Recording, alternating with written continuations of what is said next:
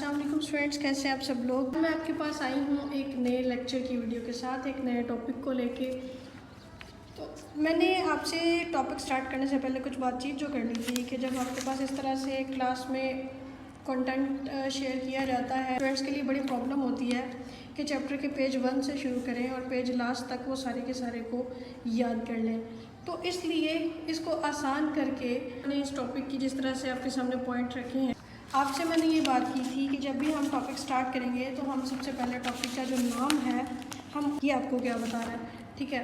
ہم نے عقیدہ کی بات کر لی کہ عقیدہ کیا ہے کہ ہم کسی چیز پہ پختہ ہو رہے ہیں، ٹھیک ہے؟ اور جس چیز پہ پختہ ہو رہے ہیں، پیچھے ہم نے پڑھا وہ کیا تھی، وہ تھی توحید۔ اب ہم کس کی بات کر رہے ہیں؟ رسالت کی۔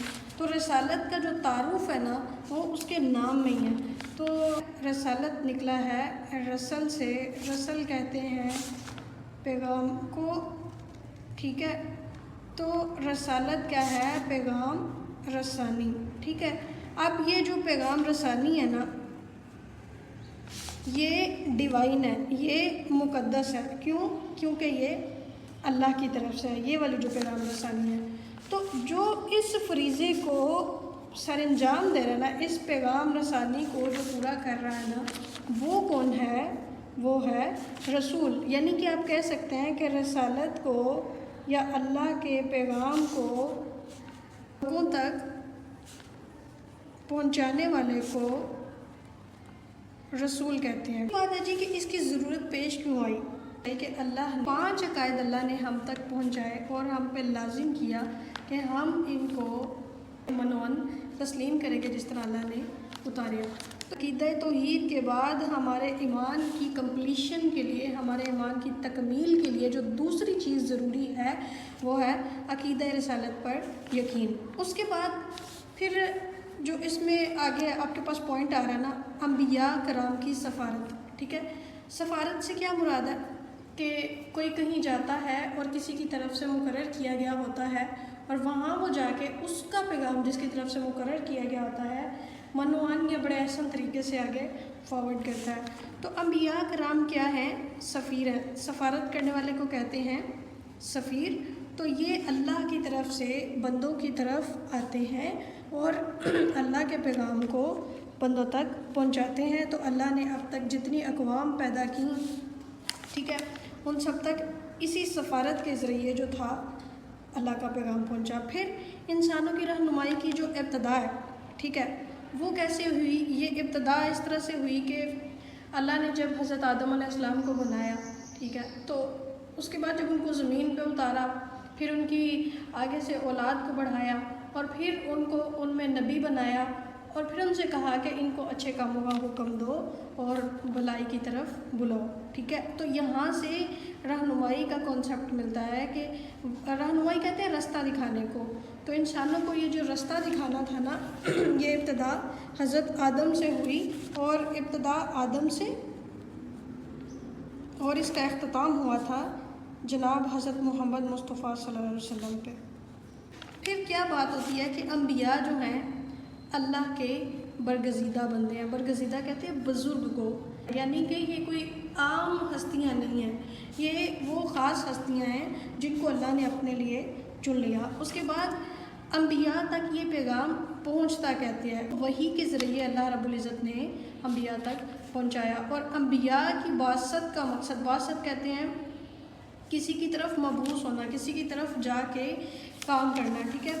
تو یہ بعثت جو ہے یہ قرآن کریم کی ایک آیت سے واضح ہے یہاں پہ کہ بے شک ہم نے آپ صلی اللہ علیہ وسلم کو حق کے ساتھ بھیجا ہے، خوشخبری دینے والا اور ڈر سنانے والا رسول بنا کر، اور کوئی امت ایسی نہیں ہوئی کہ جس میں کوئی ڈرانے والا نہ ہو۔ یعنی کہ جو رسول ہیں ہر امت میں آئے ہیں، ٹھیک ہے؟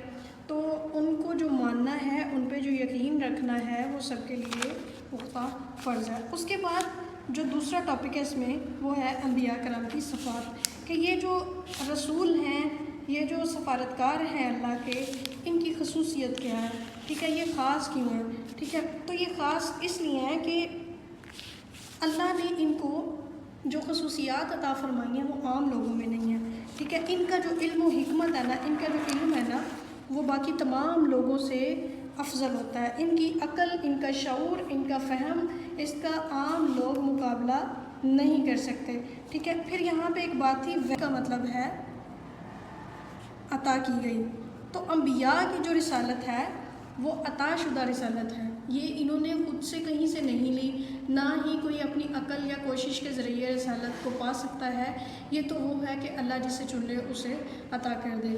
تو یہاں پہ ایک آیت انبیاء کی خصوصیات کے حوالے سے کہ جب یہ انبیاء آپ کے پاس آ جاتے ہیں ہم لے کے، تو پھر اس کے بعد آپ نے ان کی اطاعت کرنی ہے، ٹھیک ہے۔ اب وہ جو اطاعت والی آیت ہے نا، وہ اس طرح سے آپ کے سامنے آتی ہے کہ اے ایمان والو، اللہ کی اطاعت کرو اور رسول خاتم النبیین صلی اللہ علیہ وسلم کی اطاعت کرو اور اپنے اعمال کو ضائع مت کرو، ٹھیک ہے۔ یہ تھی انبیاء کی کچھ خصوصیات، ٹھیک ہے۔ ہمارے نبی کریم صلی اللہ علیہ وسلم جو انبیاء کے امام ہیں، ان کے امتیازات کیا ہیں؟ یہ جو وہ امتیازات ہیں نا، آگے اس کی کچھ وضاحت ہے کہ آپ تمام انسانوں کے لیے نبی ہیں، یعنی کہ حضرت آدم سے لے کر اب قیامت تک جو بھی انسان آئے گا نا، اس کے لیے لازم ہے، اس کے لیے واجب ہے کہ وہ کس کو نبی مانے؟ جناب حضرت محمد مصطفیٰ صلی اللہ علیہ وسلم کو۔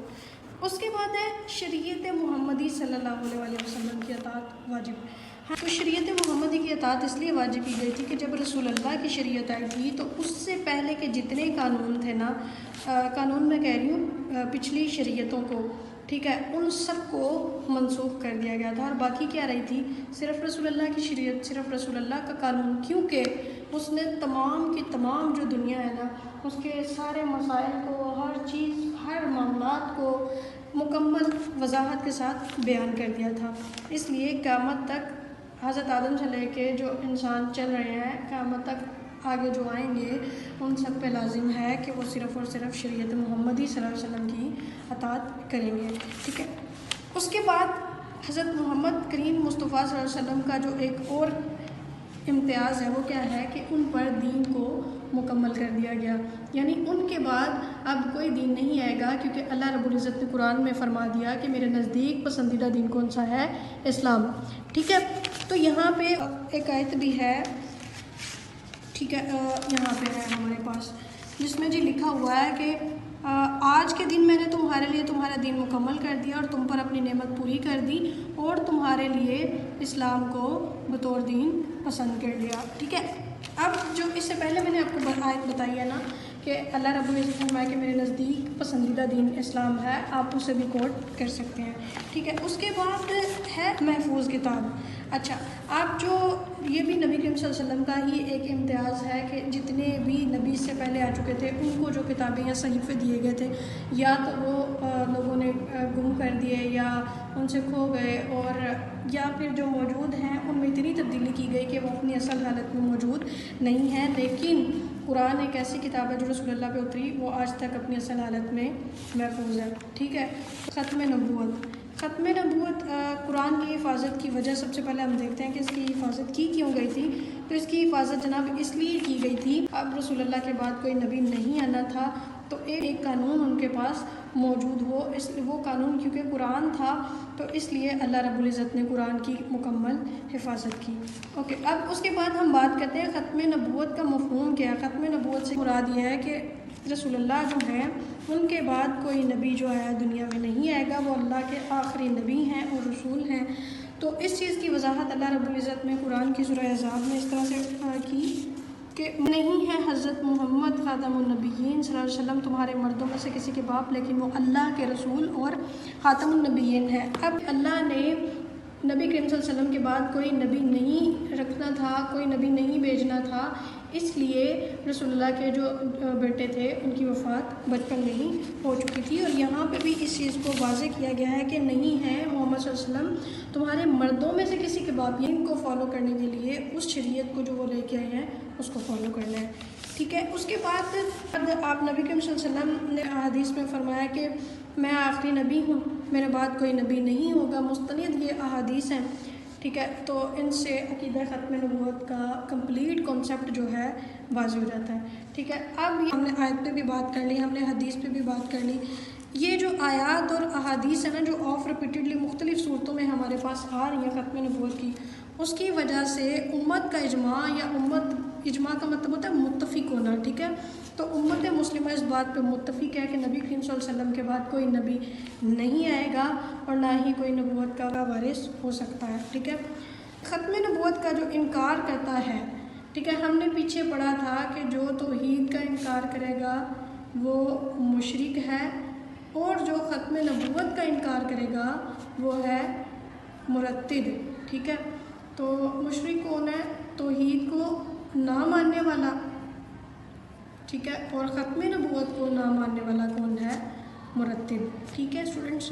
اب ہم ذرا اس کی یہاں پہ یہ ہو گیا لیکچر کمپلیٹ، اب اس کی ایکسرسائز کو دیکھتے ہیں۔ چوائس آپشنز ہیں، بہت ایزی ہیں، آپ ان کو دیکھ سکتے ہیں، ٹھیک ہے؟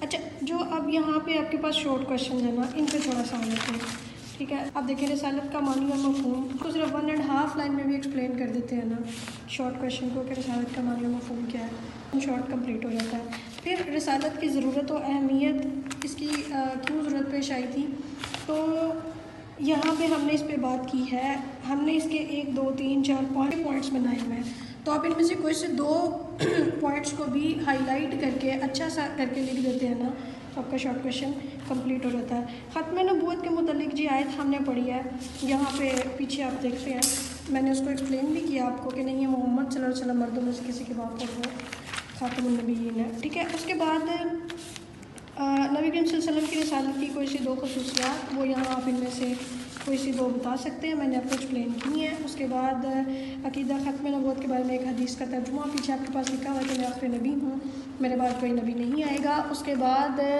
اب آپ کے پاس آتا ہے لانگ کویشچن، ٹھیک ہے؟ بعد جو سیکنڈ شارٹ کویشچن ہے عقیدہ ختم نبوت پہ روشنی ڈالیں، عقیدہ ختم نبوت، وہ آپ یہاں سے اسٹارٹ کرتے ہیں، ٹھیک ہے، اور یہاں تک لے کے چلتے ہیں، تو یہاں آپ کا یہ ٹاپک بھی کمپلیٹ ہو جاتا ہے۔ اس سے پہلے جب آپ یہ بتا رہے ہیں تھوڑا سا آپ پیچھے رسالت کا تعارف کروائیں گے اور ساتھ اس کو کمپلیٹ ہو جائیں گے، اور یہاں آپ کا یہ والا لیکچر بھی کمپلیٹ ہوتا ہے۔